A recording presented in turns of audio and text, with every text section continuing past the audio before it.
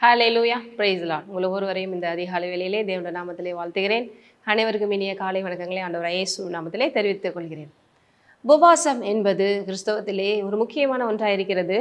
ஆனால் சில நேரங்கள் அப்படிப்பட்ட உபவாசம் கூட பலனளிக்காமல் போயிருதே அப்படின்னு நினைக்கலாம். அதற்கு காரணம் சில விஷயங்களை நம்ம மிஸ் பண்ணுறோம். தேவன் எதிர்பார்க்கிற உபவாசம் நம்ம இருக்கிறோமா?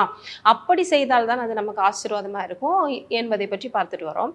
குறிப்பாக இன்றைக்கு ஏசாயா 58ஆம் அதிகாரத்தில் பாருங்கள், அவங்க தேவனை உபவாசிக்கிறோன்னு சொல்லிட்டு பலன் தரையே இல்லையே அப்படின்னு சொல்லிட்டு நினச்சிட்டு இருக்காங்க. அப்போ பாருங்கள் 3ல் பார்த்தீங்கன்னா அந்த செகண்ட் பார்ட் பாருங்க, இதோ நீங்கள் உபவாசிக்கும் நாளிலே உங்கள் இச்சைகளின் மடந்து உங்கள் வேலைகளை எல்லாம் கட்டாயமாய் செய்கிறீர்கள் அப்படி சொல்லிட்டு தொடர்ந்து அப்படி சொல்லிட்டு வர்றாரு. இப்படி அல்ல, எப்படி இருக்கணும் அப்படின்னு சொல்லி தொடர்ந்து அவரே சொல்லிட்டு வர்றாரு.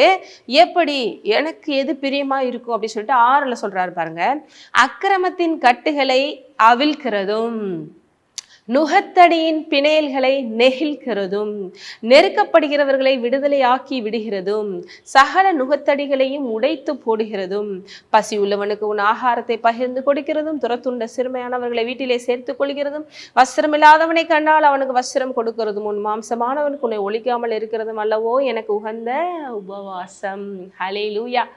பாருங்க, இங்கே என்ன போட்டிருக்கு, அக்கிரமத்தின் கட்டுகளை நம்ம என்ன பண்ணுறது, ஆவிற்கு இந்த உலகத்திலே தேவாவியானவர் நமக்குள்ள இருக்கிறார் என்றால் நம்மளுக்கு சுற்றி நடக்கிற அக்கிரமங்களை பார்த்துட்டு நம்மளால இருக்க முடியாது. ஏன்னா ஏசாயா 61லேயே என்ன போட்டிருக்கு அப்படின்னு சொல்லிட்டா, எப்பேற்பட்ட ஆவியானவர் இயேசு மேலே இருப்பார் அப்படின்னு சொல்லி போட்டிருக்கு. அந்த இயேசுக்குள்ளே இருக்கிற ஆவியானவர் தான் இன்றைக்கி நமக்குள்ளே இருக்கார் இல்லையா. 61ல் பார்த்தீங்கன்னா இருதயம் காயம், அந்த ஃபர்ஸ்ட் போர்ஷன் பார்த்தீங்கன்னா கர்த்தருடைய ஆவியானவர் மேலே இருக்கிறார், சிறுமைப்பட்டவர்களுக்கு சுவிசேஷத்தை அறிவிக்க கர்த்தர் அபிஷேகம் பண்ணினார், இருதயம் நொன்று காயம் கட்டுதலையும் சிறைப்பட்டவர்களுக்கு கட்டண்டொழில் கட்டவிழ்த்தலை கூறவும் தொடர்ந்து வருது பார்த்தீங்களா.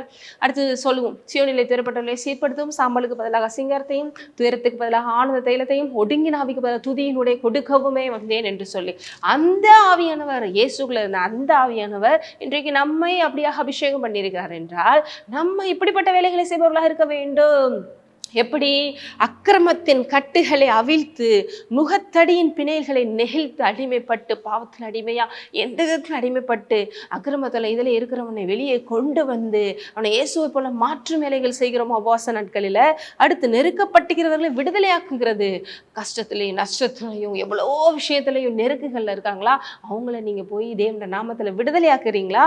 சகல நுகத்தடிகளையும் உடைத்து போடுகிறோம். எப்பேற்பட்ட நுகத்தடியில் அவங்க பாடாப்பட்டு இருந்தாலும் நீங்கள் போய் தேவனுடைய நாமத்தில் ப்ரேயர் பண்ணி உடைத்து அதில் அவங்களுக்கு சமாதானத்தை கொடுக்குறீங்களா? அதான் உண்மையான உபவாசம்.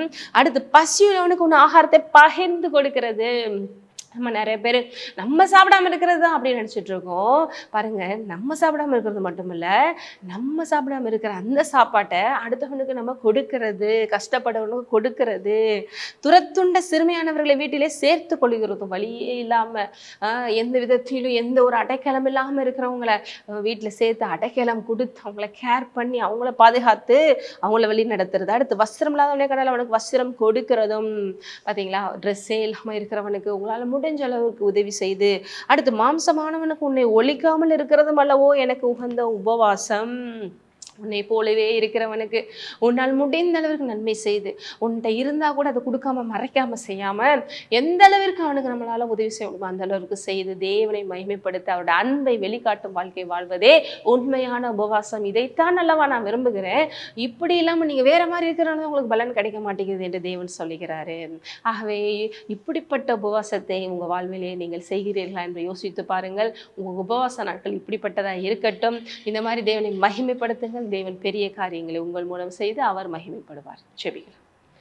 நன்றி தகப்பனே, இந்த அருமையான நேரத்திலே அப்பா அந்த வார்த்தையை கேட்ட ஒவ்வொருவரையும் ஆசீர்வதிக்கிற இயேசு நாமத்தினாலே அப்பா இப்படிப்பட்ட ஒரு உண்மையான தேவனை வெளிப்படுத்தும் உபவாசம் இருந்து அவர்களும் ஆசீர்வதிக்கப்பட்ட அநேகருக்கு ஆசீர்வாதமாக இருந்து உண்மை மகிமைப்படுத்தட்டும்.